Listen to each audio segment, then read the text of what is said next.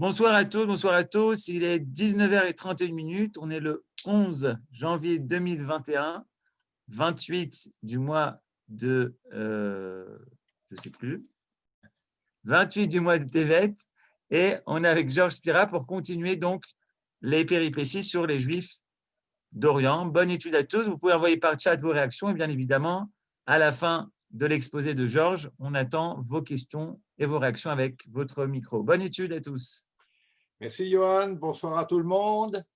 Et comme d'habitude, le petit carnet de famille, alors il est très court parce qu'on ne me communique rien, mais j'ai quand même quelque chose de sympathique à vous annoncer. C'est le mariage d'une petite fille de Francis et Régine Marx, et nous leur disons la semaine dernière, et on leur dit un grand Mazel Tov, ça ce sont des bonnes nouvelles, et dans cette période de ces guerres, c'est bon à prendre. Voilà, alors comme toujours, notre petit résumé. Et je crois qu'aujourd'hui, on va terminer l'histoire générale des Juifs dans les pays musulmans, dans les pays de terre d'islam. Et après, nous commencerons progressivement l'histoire pays par pays. Mais avant, on fera encore un petit détour, on y vient tout à l'heure. Donc, mon résumé de la semaine dernière, il y a 15 jours, en 1862, une querelle se fait jour dans l'Empire ottoman entre ce que nous appellerions en termes modernes les anciens et les modernes, c'est-à-dire des réformateurs et des gens attachés à la tradition. Et c'est une controverse assez sévère qui se solde dans un premier temps par un soutien du sultan aux conservateurs, mais dans un deuxième temps, 1865, Mehmet II promulgue un firman qui donne un statut d'ouverture dans les communautés juives, pas seulement, aussi chez les chrétiens, aussi chez les arméniens, un firman qui permet aux laïcs, alors quand je dis laïcs, il ne s'agit pas de non-religieux, mais de gens qui ne sont pas rabbins, tout simplement, qui permet donc aux laïcs de participer aux prises de décision communautaires et de s'impliquer dans la vie communautaire. Alors, il y a une opposition des rabbins, évidemment, qui se voient renier une partie de leurs prérogatives, mais très vite, ils sont soutenus par une grande majorité quand même de leur communauté. Il faut dire que nous sommes au 19e, que l'autorité est très forte du rabbin, ce qu'il dit est véritablement parole de Torah et extrêmement coercitif, et donc la majorité de la communauté le soutient, et finalement ces mesures ne seront pratiquement pas appliquées. Jusqu'à la fin du 19e. Alors, entre les deux, 1865 et la fin du siècle, il s'est passé un événement important. Un certain nombre d'écoles de l'Alliance israélite universelle se sont ouvertes dans l'Empire ottoman et ont commencé à former une jeunesse et à leur ouvrir des horizons, quelque chose de nouveau. Et voilà que ces jeunes ouvrent des brèches vers l'occidentalisation de la communauté juive. Mais le même phénomène se remarque également chez des jeunes Turcs, des jeunes adolescents de milieu bourgeois, un peu occidentalisés, ouverts un peu sur le monde et qui commencent à secouer un peu le cocotier et à remuer un petit peu tout ce qui se passe, à vouloir moderniser la communauté et la Turquie en règle générale. Voilà. Alors, ça va même plus loin, puisque certains Turcs très libéraux demandent l'intégration totale des minorités, donc pas seulement les Juifs, mais également les chrétiens, les Arméniens, etc., une intégration totale des minorités dans le fonctionnement du pays. Et on arrivera à une chose incroyable, à trouver quelques Juifs entrant en politique. Évidemment, vous imaginez bien que ça ne se passe pas comme ça. Il y a des Turcs opposés au libéralisme qui se font jour, qui vont lutter contre ces jeunes Turcs, et pas seulement des Turcs, mais également des étrangers, et notamment des diplomates européens qui vont soutenir l'opposition à ce courant libéral. Tout cela aboutira, avec des soubresauts, en 1908, à la révolution des jeunes Turcs. Là, c'est une révolution politique, et qui vont prendre le pouvoir. Évidemment, on accuse immédiatement les Juifs d'être à l'origine de ce mouvement des jeunes Turcs, d'être les instigateurs de cette révolution, et ils sont accusés par qui? Par des journalistes, par des diplomates, par des ambassadeurs, et notamment par l'ambassadeur d'Angleterre en Turquie, qui s'appelle Sir Gerard Lauser. Alors pourquoi? Parce que ce mouvement libéral en Turquie n'arrange pas trop les affaires des pays européens qui voyaient très bien la Turquie stagner dans son ancien système très, très vertical comme autorité. Voilà, alors dans les faits, on accuse les Juifs, évidemment, c'est un bouc émissaire traditionnel, mais finalement les Juifs ont eu peu d'influence. Il est vrai qu'ils ont largement adhéré au mouvement, évidemment, dès le moment qu'il s'agit de libéralisation. Vous savez, quand le mouvement communiste s'est développé en Russie, à l'époque du tsar, les Juifs ont majoritairement adhéré. Ils étaient dans une situation dramatique avec le tsar, ils ne pouvaient avoir que de l'espoir d'une amélioration. On a le même phénomène. Là aussi, les Juifs vont soutenir ce mouvement jeune turc. Ils vont tellement le soutenir d'ailleurs que, comme certains d'entre eux sont de nationalité étrangère, ils vont prêter leur appartement pour des réunions secrètes, des réunions discrètes, parce qu'on ne peut pas perquisitionner chez eux. Donc, tout de suite, ils sont accusés de connivence. Mais en fait, leur influence est très faible. La preuve, c'est que dans la première chambre des députés turcs, jeunes turcs, les Juifs représentent 2% des députés. 2%, c'est très, très peu par rapport au nombre de députés qu'il y avait. Il y a quand même deux personnes qui sortent du lot. L'un s'appelle Albert Karaso, qui aura une fonction importante au début des jeunes Turcs. Et l'autre, alors, il est vu par tout le monde comme un juif, mais en fait, il n'est pas juif, il est Dönmé. Les Dönmé, je ne vous refais pas l'histoire, ce sont ces descendants de Sabtai Tzvi qui pratiquent un judaïsme, un syncrétisme entre judaïsme et islam. Nous ne les reconnaissons évidemment pas comme juifs. Mais ce monsieur s'appelle Javid Pacha et il sera ministre des Finances des jeunes Turcs pendant quelques années. Alors, l'Alliance israélite nous rapporte beaucoup de rapports sur la situation des Juifs dans l'Empire ottoman, notamment en Turquie, à l'époque. Et ce n'est pas terrible.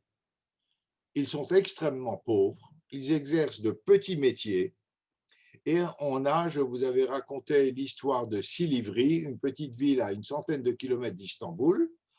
Dans cette ville de Silivri, il y a 400 familles juives, et l'Alliance israélite, dans son rapport, signale que sur ces 400 familles, seules 12 sont reconnues comme des personnes, des familles notables, c'est-à-dire des gens qui ont une surface financière suffisamment importante pour représenter un petit poids, petit quand même, dans la municipalité de Silivri.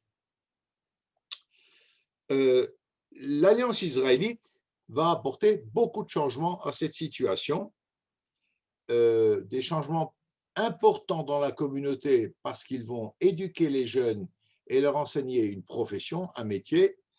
Si ce sont des changements très importants pour la communauté juive, ils sont relativement modestes par rapport à l'évolution de la communauté chrétienne, l'évolution de toutes les communautés chrétiennes en Turquie qui vont vers une émancipation beaucoup, beaucoup plus importante. Nous y reviendrons.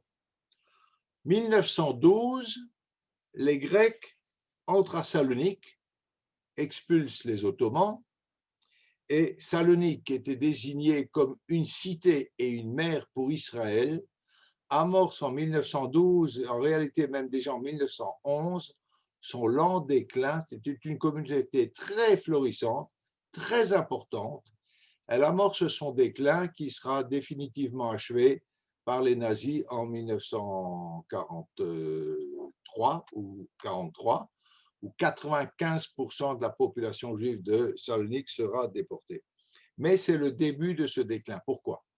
Parce que du temps des Ottomans, donc des musulmans, les Juifs ont pu avoir des relations commerciales, des échanges avec l'arrière-pays, avec la Bulgarie, avec les Balkans, etc.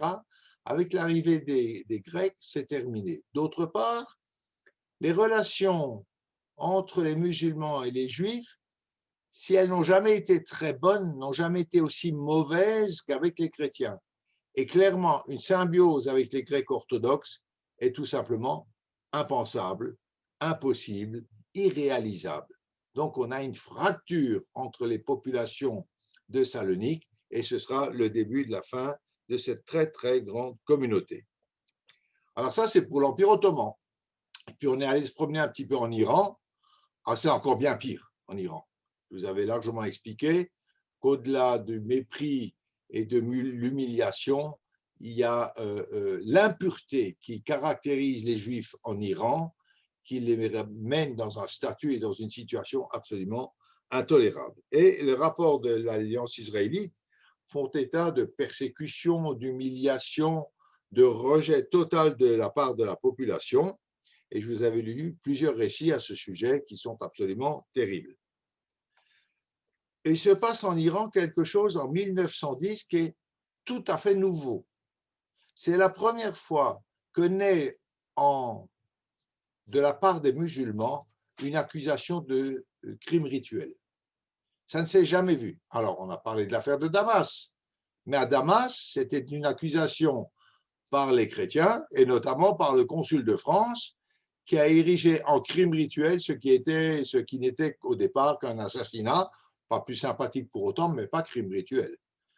Toutes les accusations jusque-là de crime rituel émanaient des milieux chrétiens. C'est la première fois qu'on a une accusation qui émane des musulmans. On est en 1910, ça se traduira par un pogrom en Iran et une situation vraiment dramatique. Alors, toutes sortes de personnes vont intervenir auprès du Shah, des diplomates, des ministres. Ça ne sert à rien. Le Shah promet des belles choses et ne fait rien. Et la situation ne changera qu'en 1925, lorsque la dynastie Kadjar s'effondre. On arrive à la dynastie Pahlavi et c'est là que la situation des Juifs en Iran ira en s'améliorant.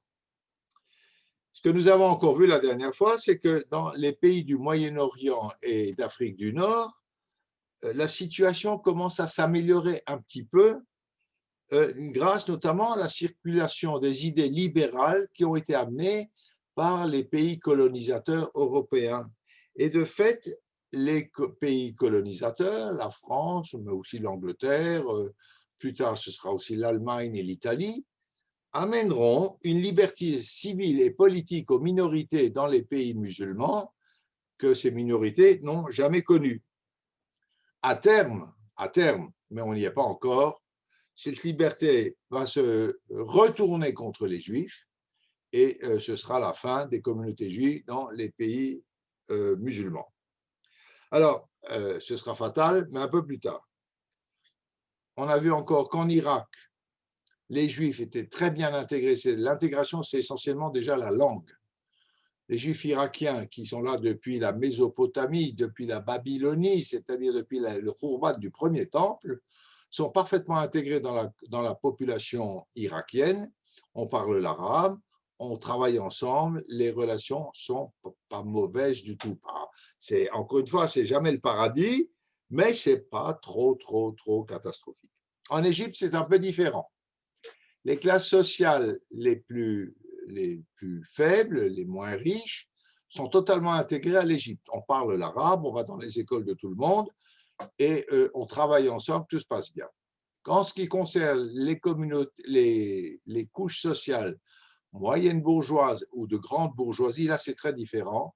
Ces gens se tournent résolument vers l'Occident, envoient leurs enfants dans des écoles en Europe, essayent par tous les moyens d'obtenir un passeport européen aussi, et donc sont un peu scindés et de la communauté égyptienne en général et spécifiquement de la communauté juive. Voilà. Pour autant, que ce soit en Irak ou en Égypte, l'histoire se terminera de la même façon. Nous en étions là, et puis on va continuer. Et on va aller vers la fin de ce tableau général. Alors, la domination européenne va contribuer de manière variée et différente, finalement, à la disparition des communautés juives des États arabes, des États musulmans. Ces communautés disparaîtront. Alors, il y a beaucoup de phénomènes qui rentrent en ligne de compte là-dedans, mais on va les voir tout de suite.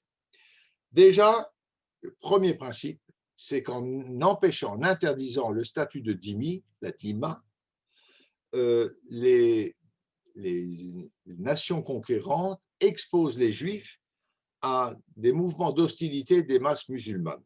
On va voir pourquoi. et elle fournit à ces masses musulmanes de nouveaux arguments. Alors, qu'est-ce qui se passe? Le statut de dhimmi, on l'a largement étudié, il a 36 facettes. Il y en a 35 qui sont extrêmement difficiles à supporter par les Juifs, qui sont négatives, mais il y en a une qui est positive. Cette facette positive, c'est qu'en contrepartie de toutes les humiliations, des impôts, de la djizya, de tout ce que doivent subir les Juifs, en contrepartie, les autorités musulmanes protègent la communauté juive.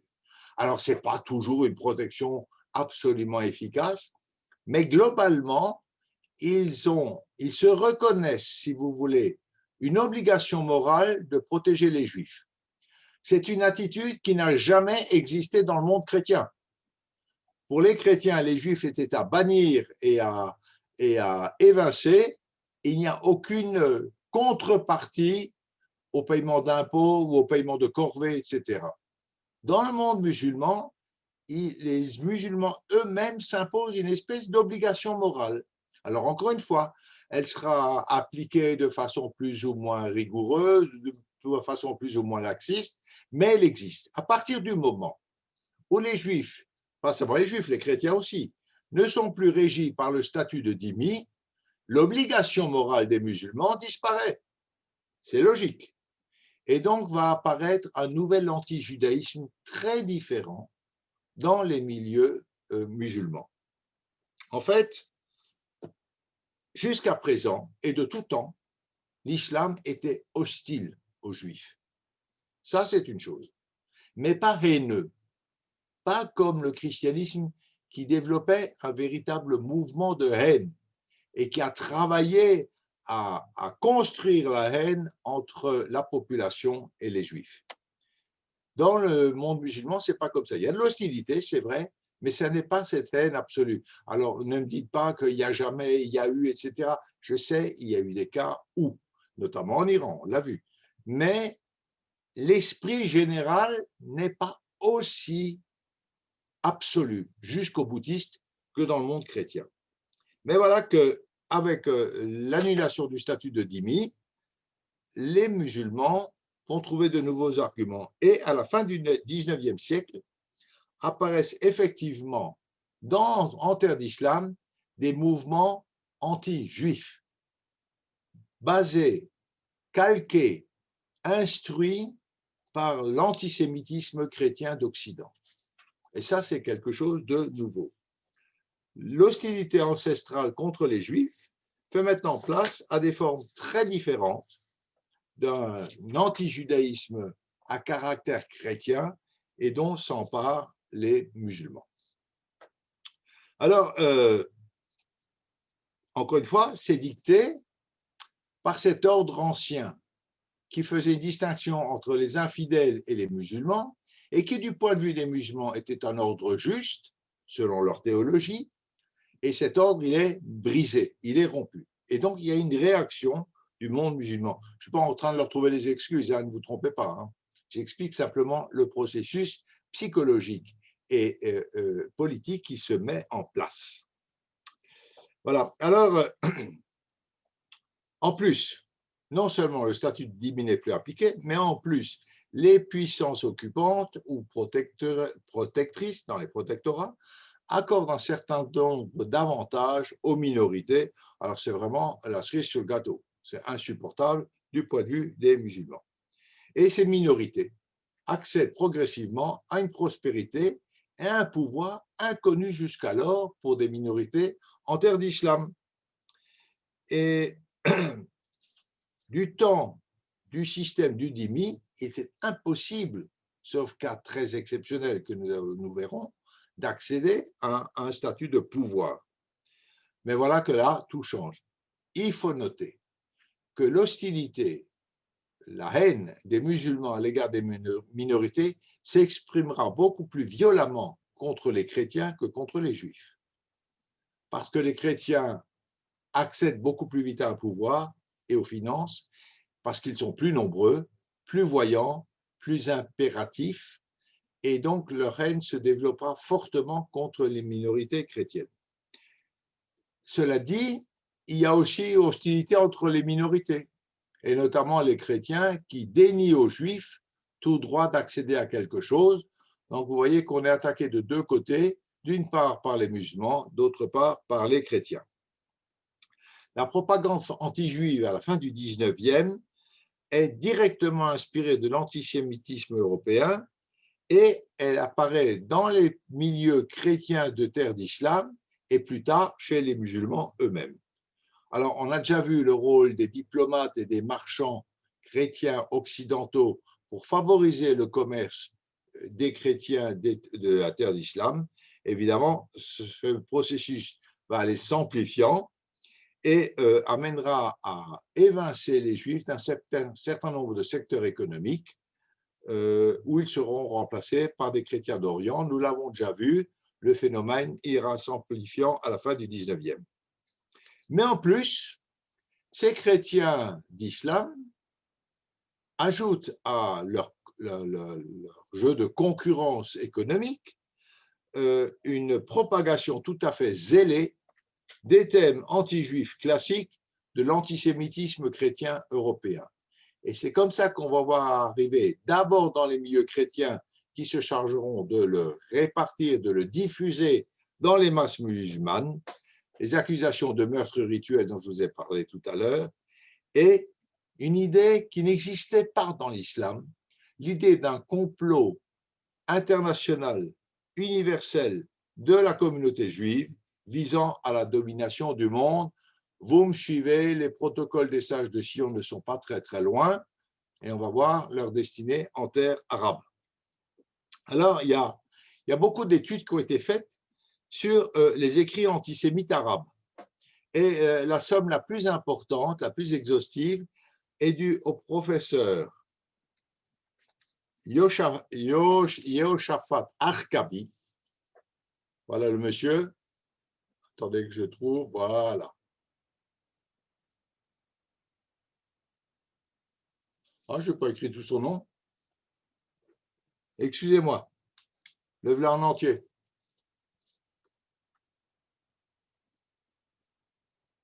Professeur Yehoshaphat Arkabi, qui édite en 1968, on est donc, c'est assez récent, un livre très très important qui s'appelle Sifrut Aravit antisioniste. Parce que lui, tout de suite, et il a raison, fait le corollaire entre antisémitisme et antisionisme. Il n'y a rien à dire. C'est comme ça que ça se présente. Aujourd'hui, on est en train de le dire un peu plus facilement. Il l'écrit largement. Voilà le titre de son livre, Sifrut Aravit antisioniste, 1968. Et un très bon exemple de ces pamphlets antisémites est celui de Abdallah Altel. Voilà le monsieur.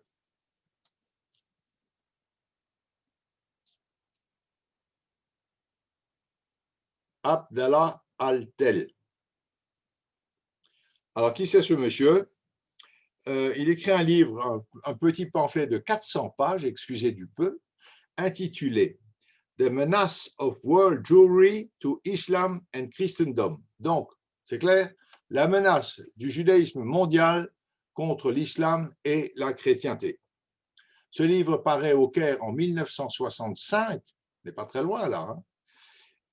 Il est applaudi lors de sa parution, et notamment dans un magazine littéraire égyptien très important qui s'appelle Al-Risala. Et Al-Risala, alors pourquoi je vous cite un magazine littéraire? Parce que ce journal a la particularité, d'abord il a une très forte diffusion en Égypte, mais surtout il est directement inspirant pour tous les milieux universitaires. C'est-à-dire que ce journal se fera le relais entre ce livre et tous les milieux universitaires. Nous allons voir les résultats tout de suite. Donc, ces ouvrages antisémites paraissent en arabe, dans les pays arabes, mais aussi sont traduits dans tous les pays musulmans, tels que le Pakistan, donc l'Afghanistan, des pays qui sont très loin du monde arabe, mais qui reçoivent également ces livres. Les premiers pamphlets antisémites, vraiment anti-juifs, je ne vais pas dire antisémites parce que ça trompe un peu, vraiment anti-juifs, apparaissent fin du 19e siècle. Et là, ce qui est intéressant, c'est que ce sont tout simplement des traductions des textes français qui ont été commis pour l'affaire Dreyfus. Donc, on reprend ces thèmes de l'affaire Dreyfus, on traduit tout ça en arabe et ça nous fait d'excellents pamphlets anti-juifs. Qui traduit ces textes? Des musulmans? Non. Ce sont des Arabes, catholiques, chrétiens, maronites, catholiques ou uniates. Ah, les uniates, ça c'est une espèce qu'on n'a pas encore vue. Les uniates, en fait, ce sont des chrétiens qui se reconnaissent dans le pape de Rome, tout en ayant des traditions ecclésiastiques et rituelles de type oriental, donc de type orthodoxe. Donc des pratiques orthodoxes, mais en reconnaissant l'autorité de Rome.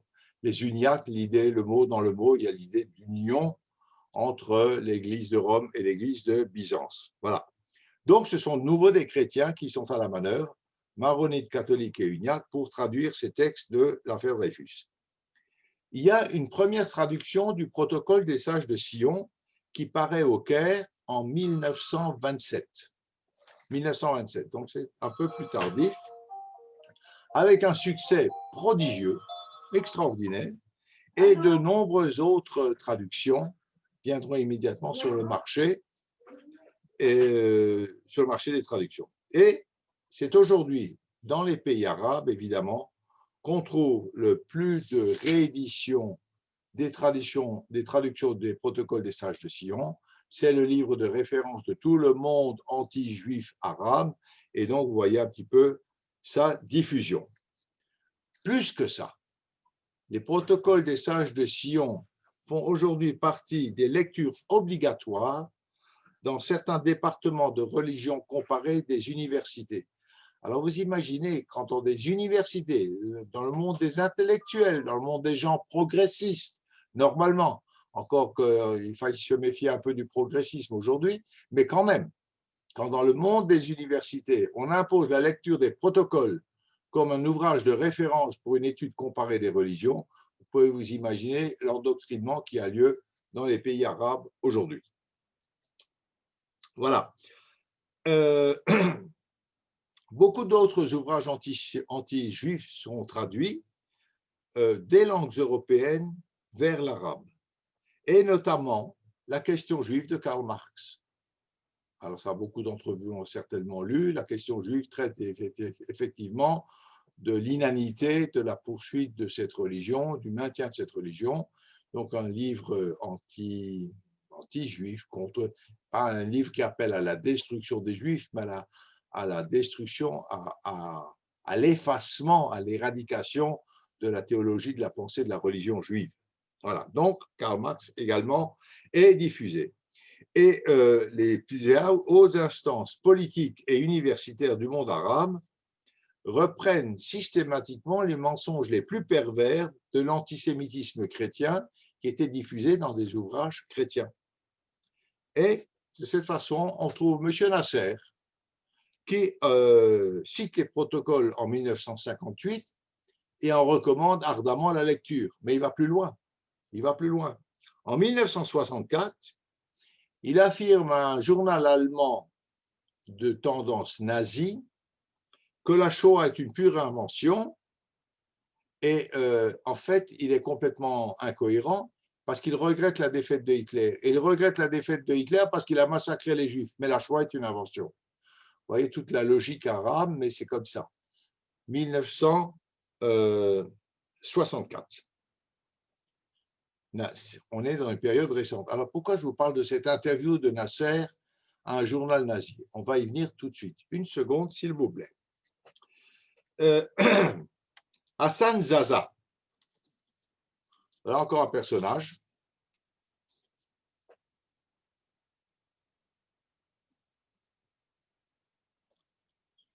Hassan Zaza. Qui c'est ce monsieur?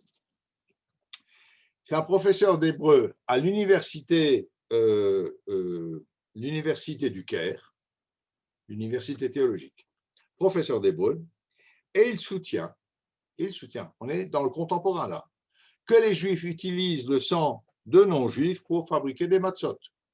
On a déjà entendu des choses comme ça. Et cette thèse se retrouve dans des ouvrages de propagation antisionistes et dans des travaux universitaires. Vous imaginez des travaux universitaires. Alors, les ouvrages de propagation sioniste, antisionistes, ça c'est intéressant parce qu'on assimile complètement Israël à ces juifs qui tuent des enfants pour fabriquer des matzot, et des ouvrages universitaires, quand même. Un ouvrage universitaire, on ne peut pas le contester. Ces travaux universitaires portent notamment sur l'histoire et la religion juive. Et ça va très loin puisque au 4e congrès de l'université Al-Azhar du Caire, université de recherche islamique, la grande mosquée et la grande université du monde musulman, en septembre 68, ce congrès regorge d'accusations de ce type, que les Juifs tuent des enfants pour fabriquer des matzot et autres horreurs du même type. En 1969, une commission de l'UNESCO est constituée de 3 personnes, dont un Turc musulman. Et elle édite un rapport sur les ouvrages qui sont utilisés dans les camps de l'UNRWA. Vous voyez que quand on se chamaille aujourd'hui, ce n'est pas nouveau. Là, on est en 1969, il y a 50 ans. Et donc, on travaille sur les ouvrages utilisés dans ces camps en Jordanie, en Judée-Samarie, au Liban et à Gaza. Et voilà ce qu'on dit dans ce rapport. Les vocables appliqués aux Juifs dans certains passages relèvent de la phraséologie antisémite internationale et sont inadmissibles. Sur 127 manuels examinés, la commission recommande d'en retirer 14, d'en modifier 65 et 48 sont recevables en l'état. La commission note aussi que le récit sur le prophète Mahomet et les Juifs en Arabie laisse comprendre aux jeunes que le peuple juif a toujours été et serait toujours un ennemi irréconciliable du monde musulman. Voilà, tout est dit. C'est l'université Al-Azhar, alors que le Coran reconnaît parfaitement la légitimité du peuple juif. Voilà que cette université qui fait autorité dans le monde musulman dit que la fâcherie ou l'opposition des musulmans avec les juifs est irréconciliable. Alors, ce rapport sera soumis en mois d'avril 1969 à la session de l'UNESCO et ne sera jamais publié. Voilà. 69. Alors, les livres et les manuels égyptiens, même après le traité de paix avec Sadat, seront de la même veine, même encore plus violents. Et on a retrouvé une interview du roi Faisal d'Arabie qui explique dans un magazine illustré égyptien, un grand tirage, sa vision des Juifs. Alors, cette interview date d'août 1972. Vous allez me dire qu'on est loin de l'histoire des Juifs musulmans, mais non, on n'est pas loin, vous allez voir tout de suite pourquoi. Voilà ce que dit le bon roi Faisal d'Arabie. Écoutez, ouvrez bien vos oreilles parce que c'est un morceau d'anthologie. Depuis des temps immémoriaux, Israël est animé de desseins criminels. Son objectif est d'anéantir toutes les religions. Il est historiquement prouvé que ce sont les Juifs qui ont déclenché les croisades à l'époque de Saladin l'Ayoubide, espérant ainsi que la guerre affaiblirait et les musulmans et les chrétiens. Ils considèrent les autres peuples comme inférieurs et n'ont que mépris pour leur religion. Pour se venger, roi d'Arabie saoudite, excusez du peu quand même, pour se venger, un jour dans l'année, ils mélangent du sang de non-juifs au pain qu'ils mangent. Alors que j'étais en visite à Paris il y a 2 ans, la police découvrit les corps exsangues de 5 enfants assassinés. Il s'avéra qu'ils avaient été tués par des juifs qui avaient prélevé leur sang à des fins rituelles. Leur haine des non-juifs et leur cruauté sont vraiment sans borne. Ah, c'est extrêmement intéressant parce que c'est quand même un chef d'État d'un pays puissant déjà à l'époque qui utilise les schémas les plus éculés de l'antisémitisme chrétien et qui nous envoie ça à la figure dans un journal, prenant même à témoin la police française, entre guillemets, sur ces assassinats d'enfants pour fabriquer du pain. Voilà, le roi d'Arabie Saoudite, 1972. Alors, ce monarque, quand il recevait des visites, offrait systématiquement à tous ses invités un exemplaire des protocoles des sages de Sion. Et encore une fois, je veux vous faire relever que ces propos dépassent le mépris traditionnel des musulmans. On entre là dans la haine, le rejet total et absolu des Juifs. On rejoint la conception européenne de l'antijudaïsme, celle du Juif qui est l'incarnation absolue, aboutie du mal, le mal absolu, et l'incarnation du mal par excellence. Et les Arabes d'aujourd'hui disposent de tout cet arsenal de littérature anti-juive et ils ne se font pas faute de s'en servir, augmentés également d'une imagerie. Alors, quand je parle de ces Juifs qui veulent dominer le monde, pour beaucoup d'entre vous, se précipitent à la mémoire des images vues dans le Sturm, dans la propagande nazie en France, etc. Oui, mais ces images d'un Juif là qui tient le monde entre ses griffes, qui a un nez crochu, qui a tout ce que vous voulez, ce sont des images que le monde musulman ne connaît pas. Ce sont des images qu'il faut décrypter à l'aune de la compréhension de l'antijudaïsme chrétien. Donc, il faut enseigner aux masses arabes à décrypter ces dessins.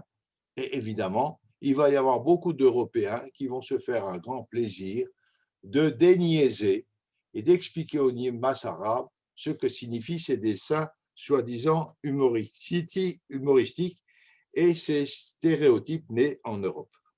Voilà, donc les caricatures anti-juives apparaissent dans la presse arabe, alimentées, inspirées par les caricatures anti-juives apparues en Europe bien avant. On s'inspire des thèmes et des stéréotypes dessinés en Europe. On instruit le lecteur et évidemment les candidats à instruire les lecteurs arabes ne vont pas manquer. La propagation de l'antijudaïsme n'est pas du tout laissée au hasard et au-delà des anti-juifs arabes, musulmans, on amène des groupes européens, on n'a pas besoin de les chercher bien loin, ils viendront très volontiers, qui vont être chargés de développer la propagande anti-juive dans le monde arabe.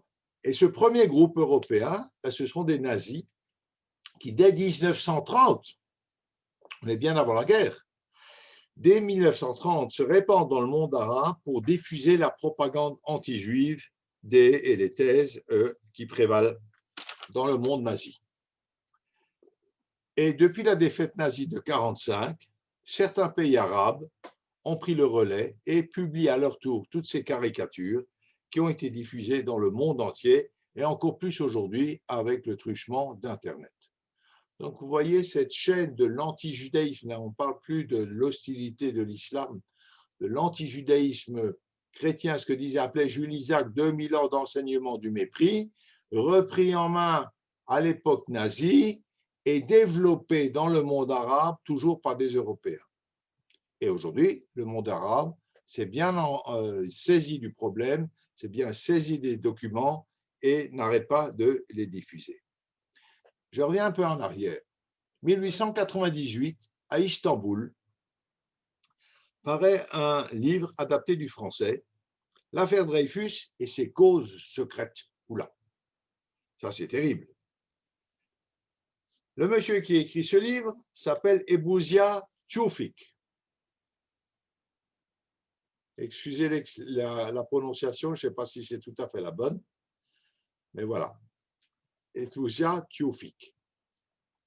C'est un journaliste, c'est un écrivain, c'est un antisémite turc de la pire espèce, et il écrit un bouquin, et il traduit ce livre, et il se radicalise vers 1911, c'est-à-dire au moment de l'avènement des jeunes Turcs à peu près, et il conçoit des brochures et des articles antisémites inspiré largement de la littérature européenne. Et alors, il se trouve un Turc qui prend la défense des Juifs. Alors, il a un joli nom, lui, donc je vais vous le passer. Celal Nouri Ileri. Celal Nouri Ileri. Voilà, et ce monsieur, il écrit un livre où il aborde la question juive sous un jour tout à fait favorable et se pose en défenseur de la communauté juive turque. Il y a eu de ça aussi, donc il faut le signaler. Voilà. Alors, les conservateurs ont recours aux attaques antisémites traditionnelles pour discréditer notamment les jeunes Turcs. Nous l'avons vu tout à l'heure, mais là, on va se servir encore plus pour discréditer les jeunes Turcs et surtout Atatürk. Kemal Atatürk, lorsqu'il viendra au pouvoir, sera complètement discrédité, notamment parce que dans sa jeunesse, il a été très lié d'amitié avec un juif d'Istanbul et on va le lui reprocher tout au long de sa carrière. Jusqu'à aujourd'hui, et ça vous le savez mieux aussi bien que moi, l'antisémitisme est un thème latent dans la vie politique turque et s'il y a eu des périodes de calme un petit peu à un certain moment, c'est reparti de plus belle avec ce grand démocrate qui s'appelle Erdogan. Alors, longtemps, cet antijudaïsme a été confiné à l'extrême droite et à l'extrême gauche, mais aujourd'hui, il gagne du terrain. Alors, ces extrêmes, vous le savez, on en parle beaucoup, c'est le cas en Europe, mais c'est également le cas dans les pays arabes. Et vous avez l'extrême droite et l'extrême gauche, et les deux sont en train de se rejoindre grâce au truchement de l'antijudaïsme. Alors, pourquoi est-ce que les Arabes ont versé là-dedans? Je vous ai expliqué tout à l'heure, l'abandon du statut de dhimmi fait qu'ils ont été un peu perdus. Leurs droits, leur autorité ont été bafoués. Il est incontestable que la question d'Israël a pesé très très lourd dans le développement de l'antijudaïsme en terre d'islam. C'est clair. On a là eu un antagonisme fondamental entre les Juifs et le monde arabe, un conflit qui, à l'origine, était politique, mais qui s'est traduit assez rapidement en termes raciaux. Il est inconcevable pour le monde arabe de voir les Juifs avoir un État juif sur une terre juive en Israël, une terre qui était dans le Dar el-Harb. Le caractère fondamentalement juif du pays a été un prétexte à l'utilisation de slogans anti-juifs et les experts offrant leurs services pour monter des raisonnements apparemment rationnels n'ont évidemment pas manqué. Certains dirigeants ont reçu ces experts européens avec beaucoup d'empressement, d'autres les ont rejetés et d'autres les ont reçus avec indignation, mais les ont écoutés quand même. Donc leur approche est un peu différente selon les chefs d'État. Résultat, ils ont quand même fait leur travail de propagation. Cela dit, la dégradation de la relation judéo-musulmane n'est pas uniquement imputable au problème d'Israël. Et ça, c'est important de le savoir et très important de le souligner. La dégradation des relations de l'islam ne concerne pas que les juifs, elle concerne également toutes les minorités, notamment les minorités chrétiennes. Le conflit avec la Palestine ne fait que rajouter une couche dans ce conflit entre les Arabes, entre les musulmans et les juifs, mais ça n'est pas la seule raison. C'est une raison importante, mais fondamentalement, cet antagonisme est déjà préexistant entre le monde de l'islam et les autres religions. Et cette dégradation s'inscrit dans une évolution beaucoup plus large dont toutes les minorités vont souffrir, le problème palestinien étant qu'un rajout sur les motifs de haine contre les Juifs. D'ailleurs, longtemps dans les pays arabes, alors attention, ne me faites pas dire ce que je ne dis pas, je parle de généralité pour le moment. Les Juifs des pays arabes étaient longtemps soit hostiles, soit indifférents au mouvement sioniste.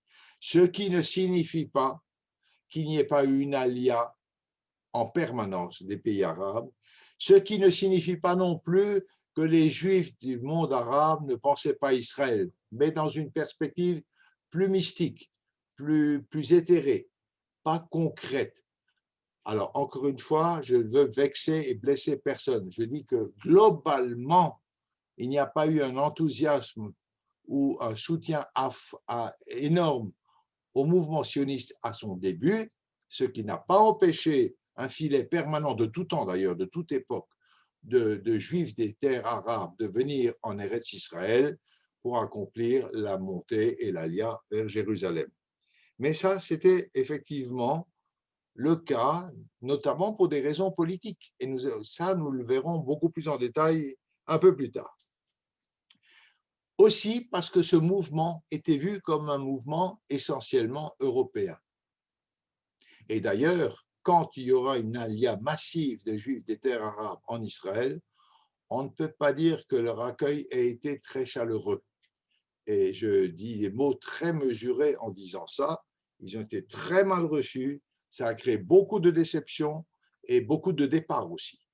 Mais c'est une autre histoire que nous traitons à un autre moment. Il nous reste à voir un personnage. Il est important parce qu'on subit encore aujourd'hui les méfaits de cette lie, cette poubelle de l'histoire. Il s'agit du Mufti al-Husseini.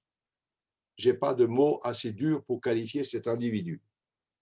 Il s'exprime à l'époque des nazis au nom d'un comité arabe très fumeux, comité interarabe représentant des gouvernements et des non-gouvernementaux.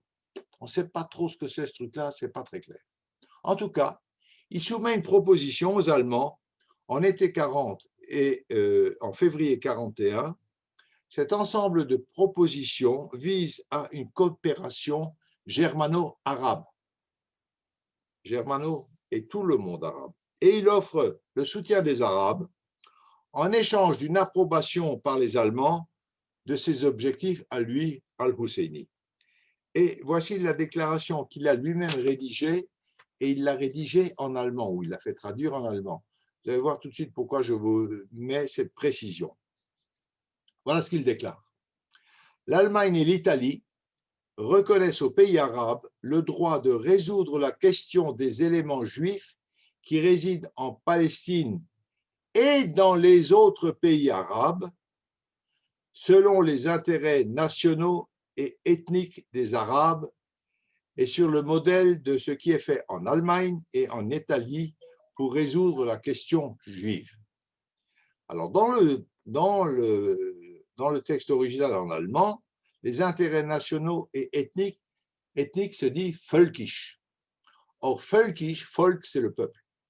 Völkisch, dans l'inconscient nazi, a énormément de réminiscences. En réalité, le mouvement völkisch date du milieu du 19e siècle en Allemagne et Hitler n'est que l'aboutissement de tout ce mouvement völkisch qui dure de 1852-53 jusqu'à l'avènement de Hitler.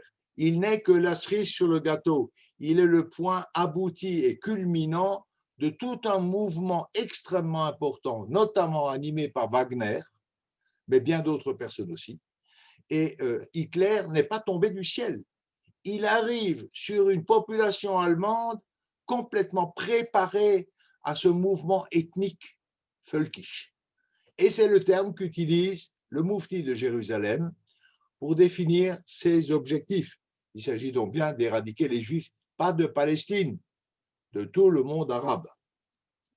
Alors, les Allemands vont hésiter à s'engager avec le Mufti pour différentes politiques, mais sa déclaration prouve que l'idéologie nazie est bien répandue dans le camp nationaliste arabe. D'ailleurs, le Mufti, vous le savez, sera colonel de la SS et c'est le seul non-allemand pendant toute la guerre qui a eu le droit de visiter Auschwitz. Le seul non-allemand, Mufti al-Husseini, que la France a sauvé après la guerre, entre parenthèses. Voilà. Alors, entre 1941 et 1948, en Irak, en Syrie, en Égypte, en Arabie, en Afrique du Nord, il y a des émeutes anti-juives qui se solderont par des centaines de morts et des milliers de sans-abri. Et évidemment, la naissance d'Israël en 1948 rendra cette hostilité encore beaucoup plus violente et la situation des Juifs de plus en plus précaire dans le monde arabe. Ils sont en butte au fanatisme religieux qui n'accepte aucune tolérance et maintenant en plus à un fanatisme nationaliste. Finalement, entre fin 40 et début 1950, entre 6 et 700 000 Juifs ont émigré des terres arabes vers Israël pour l'essentiel. Le détail des chiffres, je vous le donnerai au fur et à mesure quand on parlera des différents pays. En Iran, ils vont rester sur place, mais il y aura le retour de la Dima, qui sera un moindre mal dans une certaine mesure. Ça va durer un petit peu de temps et ensuite ils vont finir par quitter l'Iran également. Voilà. Alors, après 48, pour aller jusqu'au bout de l'antijudaïsme arabe, un voyageur juif ne pouvait tout simplement pas voyager en terre arabe. Il ne recevait pas de visa. Et dans certains pays, notamment par exemple l'Arabie saoudite, ce qui est une aberration pour le monde musulman, il fallait apporter une preuve de baptême, un certificat un certificat de baptême, ce qui est complètement aberrant. Qu'est-ce qu'on peut retenir de tout ça? Alexandrie, la grecque, c'est l'Égypte. Elle a donné Philon. Je vous fais juste un rapide résumé. Babylone a donné naissance au Talmud, l'Irak. L'Espagne médiévale, que je ne traiterai pas dans l'histoire des pays parce que nous l'avons longuement traité pendant 1 an et demi, il y a 2-3 ans de ça, donc on l'a vu très en détail, mais l'Espagne médiévale a donné un monde de savoir, de connaissances, d'écrivains, de poètes, et Rambam, évidemment, et Nachmanide, et Yehuda Halevi, etc. Et c'est sans fin. Ça, c'était l'Espagne. Accessoirement, à côté, les Juifs d'Allemagne ou de Pologne ont donné naissance à une histoire juive moderne. Toutes ces communautés ont disparu sous les coups de boutoir de l'antijudaïsme chrétien à l'origine. Il n'en reste qu'un souvenir, c'est important, et beaucoup d'œuvres, notamment d'œuvres littéraires et d'œuvres rabbiniques. La symbiose entre le monde juif et l'islam a été un chapitre majeur dans cette histoire qui appartient désormais au passé. Le judaïsme des terres musulmanes n'existe plus. Voilà. Ça, c'est pour une approche généraliste, un peu poussée quand même, de l'histoire des Juifs en terre d'islam. La prochaine étape, ce sera d'envisager pays par pays. On aura déjà vu beaucoup de choses, mais ça vous donne un aperçu général. J'arrive presque au bout. Je pensais que j'allais pouvoir commencer un petit peu. Maintenant, si vous avez des questions, je ne vous garantis pas de répondre à toutes les questions, mais je suis à votre disposition. Sinon, j'aborde un tout petit peu ce qui nous fera l'objet d'une étude pendant 2 cours, sans là aussi rentrer trop dans les détails parce que c'est sans fin. C'est l'histoire de l'Alliance israélite universelle qui a eu un rôle déterminant dans l'évolution des communautés juives de terres d'islam, mais pas seulement, elle est intervenue en Russie, elle est intervenue en Pologne, mais pas avec un réseau scolaire, c'est une autre histoire. Qu'on appelle en Israël Kol Israël Chaverim, c'est connu, et 3 livres importants sont parus sur cette histoire, qui sont assez exhaustifs. Il y a un livre d'André Chouraki qui date des années 1980-85, par là. Il y a un gros pavé d'André Caspi de 2010, et tout récemment, un grand historien, Georges Bensoussan, que vous connaissez tous, a fait paraître une histoire de l'Alliance israélite universelle, parce que c'est un chapitre très important pour le monde juif séfarade, mais c'est aussi une source de polémique assez violente. Violente n'est pas le mot, mais assez pointue dans le monde juif. Voilà, alors je ne crois pas que je vais commencer ça ce soir parce que c'est un petit peu court pour vous faire un préambule, mais si vous avez des questions, bevakasha. Toda Rabba Georges. Merci beaucoup. Et vous pouvez maintenant ouvrir vos micros. Vos remarques, vos questions sont toujours les bienvenues pour enrichir la conférence de Georges Spira. Oui, je voulais, si vous permettez, faire quand même noter qu'il y a quand même un certain nombre d'exceptions. Vous avez des pays, par exemple, comme l'Albanie, l'Azerbaïdjan, le Kirghizistan, ou des pays musulmans dans lesquels l'antisémitisme est extrêmement réduit ou a été réduit. D'ailleurs, l'Albanie est le seul pays d'Europe, peut-être protéger ses juifs. qui a sauvé tous ses Qui a juifs. protégé tous ces Il y juifs, avait absolument. plus de juifs à la fin, qu'il y avait plus de juifs à la fin de la guerre qu'au début. Le Kirghizistan, l'Azerbaïdjan, il y a d'autres comme ça, Oui. d'anciennes républiques soviétiques, qui en général ont été extrêmement bienveillantes avec les juifs. Tout à fait, c'est tout à fait vrai. Alors, on reviendra là-dessus quand on travaillera pays par pays. C'est des lignes générales, mais c'est tout à fait juste ce que tu dis, absolument. Il ne faut pas oublier non plus que ces pays étaient dans le… pas la zone d'influence, comme on dit, pas la zone d'influence russe, encore un qu'après la guerre. Effectivement, il y a une attitude de protection à l'égard des Juifs. Cela dit, par exemple, la Bulgarie a joyeusement livré tous les Juifs étrangers qui s'étaient réfugiés chez elle, et les Juifs bulgares ont beaucoup souffert. Ils n'ont pas été livrés aux Allemands, c'est vrai, mais ils ont été soumis à contributions très, très lourdes. Ils ont été soumis à des corvées en Bulgarie. C'était pas très joyeux, mais ils n'ont pas été livrés aux Allemands, c'est tout à fait exact. Mais la Bulgarie n'est pas un pays musulman, à ma connaissance, pas en majorité. Pas en majorité, mais elle était très, très fortement sous influence. Elle était dans l'Empire ottoman, la Bulgarie. Autre question? Mais tout à fait d'accord avec toi, c'est vrai, tout à fait. De toute façon, il y a un principe dans l'histoire qu'on ne peut jamais dire les. Il faut toujours dire des musulmans, parce que des Allemands, je sais bien que c'est la grande majorité des Allemands qui ont fait ce qu'ils ont fait, mais il y a eu des Allemands qui n'ont pas fait la même chose, qui se sont battus contre l'Allemagne. Donc, toutes les généralisations sont dangereuses et nous, Juifs, nous devrions le comprendre particulièrement. Parce que tous les Juifs sont ceci ou cela, ça nous a coûté très, très cher au travers de l'histoire. C'est tout, ça y est? On a tout compris? Je voudrais vous poser encore une dernière question, s'il vous plaît. Oui, avec plaisir. Merci beaucoup pour votre éclaircissement. Je voudrais juste savoir qu'en est-il, parce que à travers des échanges avec des amis musulmans, ils me disaient que certes, les Juifs étaient cités dans le Coran comme étant un peuple du livre et un peuple qu'on doit protéger, mais d'un autre côté, j'avais entendu, il disait aussi que c'était pas les Juifs d'aujourd'hui ne sont plus les Juifs qui étaient cités dans le Coran, et que les Juifs aujourd'hui ont transformé leur Torah, donc ce ne sont plus les Juifs qu'on devait protéger.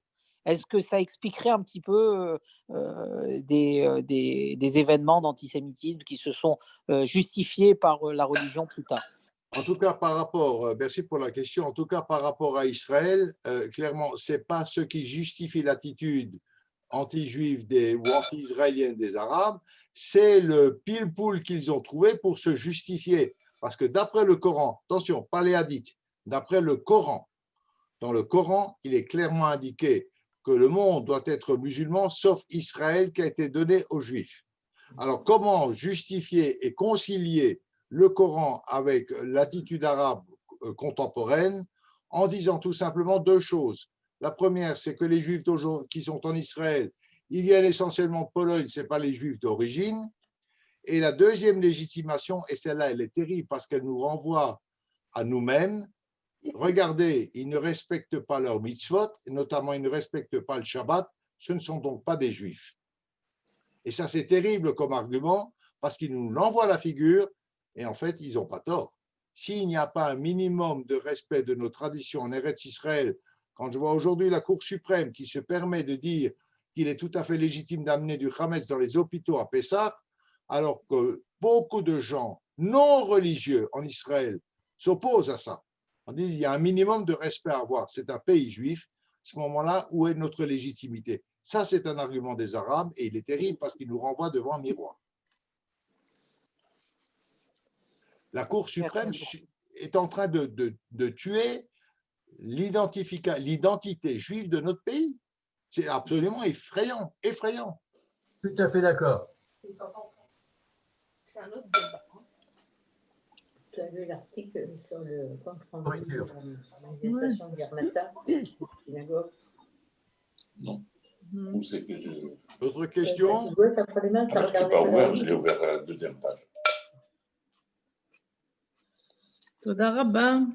Toda à vous. Merci Marielle. beaucoup. Merci beaucoup. De là-bas. Très intéressant.